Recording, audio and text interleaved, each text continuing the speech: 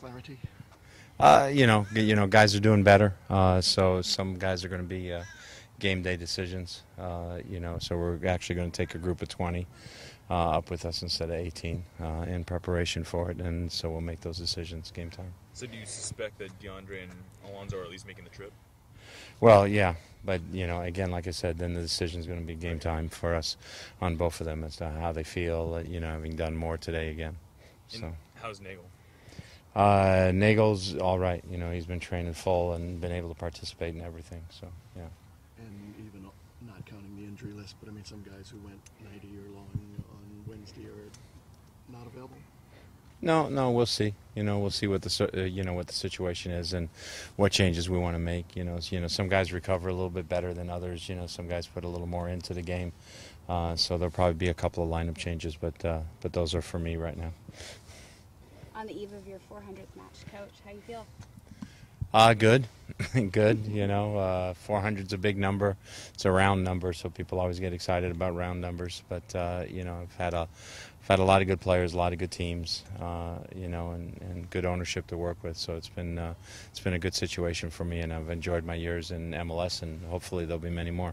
Does that big round number add any extra pressure to wanting to get the W tomorrow? No. Always want to get the W, whether it's win number 180, whether it's win number 182 or 83. It doesn't matter what the number is. You always want to get the win.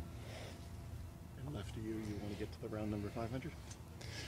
I'd rather the first goal I'd rather get to is 200 wins. Next goal is I'd rather get another MLS Cup. Those are goals I like more. 500 if it comes, yeah, great. But that's not as important as getting wins and getting trophies. A lot of fans coming to know Obafemi Martins more and more with every goal. Signing a forward was obviously a big kind of task in the off season. What were some of maybe the major points on the checklist when you were looking for a big forward signing, and how did Oba kind of fit into that? Well, I think the thing that Oba provided in the last game, I think on the first goal he showed his speed and his pace, and he's the kind of guy, if you get positioned wrong a little bit, he's going to take advantage of you, and he did that. And I think the second goal was a lot of just grit and determination, and that's something that Oba brings as well.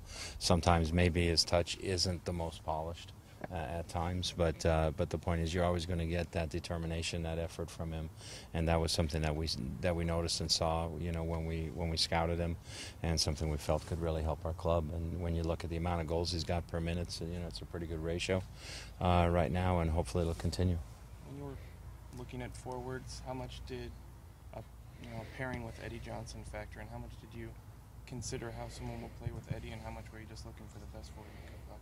No, I think you look for the best forward that you can find as much as possible, but you also have in the back of your mind, can they relate to each other, can they play with each other? And we just felt having two players with that explosive speed up front just puts tremendous pressure on another team's back line. I mean, if you're an opponent, you're scouting us and you're preparing for us as a coach, it's like, hey, you don't really want to get caught 2-on-2 too often back there, because that could be a dangerous situation for yourself. So that certainly entered our minds, that having that speed combined with the other speed was a key ingredient.